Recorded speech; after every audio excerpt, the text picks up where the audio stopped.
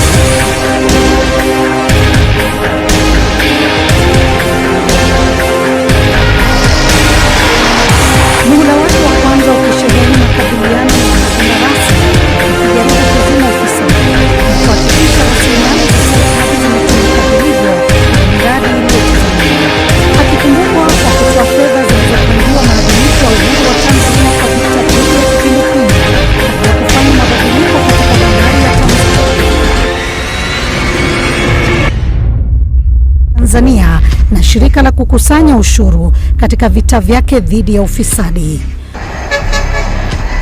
Magufuli akiongoza mitandao ya kijamii kwenye hashtag ya analoweza kufanya Magufuli.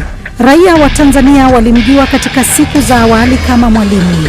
Magufuli alipoonekana kuwakandamiza wapinzani wake na vyombo vya habari, akituhumiwa kwa kutumia mamlaka vibaya kuzima sauti kinzani. Hamwezi mkaona chochote. Kilichomweka kwenye mtihani zaidi ni tandavu ya ugonjwa wa COVID-19. Japo shirika la afya duniani lilitangaza virusi vya korona kuwa hatari zaidi tarehe 11 Machi mwaka jana, Rais Magufuli alipuuza tahadhari hiyo na kuwataka Watanzania kuzingatia maombi na kutumia miti shamba kujikinga dhidi ya maradhi hayo. Alitaja tahadhari za COVID-19 kama kasumba mataifa yaliyostawi.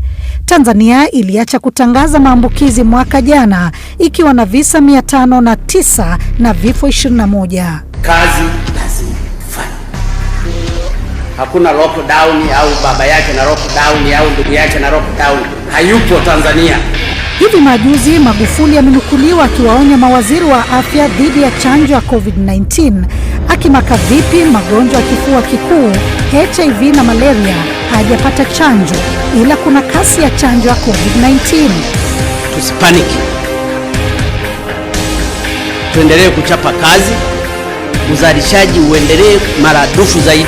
Swala la korona limeliweka taifa la Tanzania kwenye njia panda na majirani wake, huku Tanzania ikifunga mpaka wa Namanga mnamo mwaka wa 2018 kufuatia zogo la kuuliwa kwa vifaranga kutoka Kenya. Asante sana. Nina mawaziri wangu hapo na Magufuli kuwatisha wafugaji kutoka Kenya. Magufuli amemwacha mjane Janet Magufuli na watoto 5.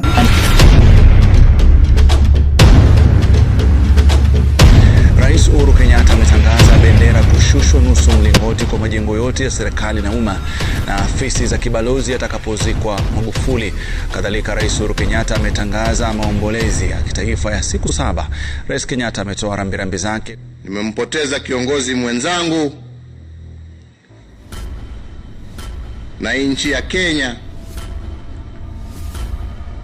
Tumesimama imara wakati huu mgumu, na wenzetu twasema Mwenyezi Mungu amlaze pahali pema peponi na atupatie amani wakati huu mgumu. Na mimi ninajua mtanikumbuka kwa mazuri, si kwa mabaya, kwa sababu nimesacrifice maisha yangu kwa ajili ya Watanzania maskini. Kwa hiyo tusimame pamoja, tusibaguane kwa vyama, tusibaguane kwa ajili ya dini zetu. Kufa tutakufa tu. Unaweza ukafa kwa malaria, ukafa kwa kansa, ukafa kwa magonjwa mengine, kwa sababu kufa kupo. Lakini kamwe tusimwache.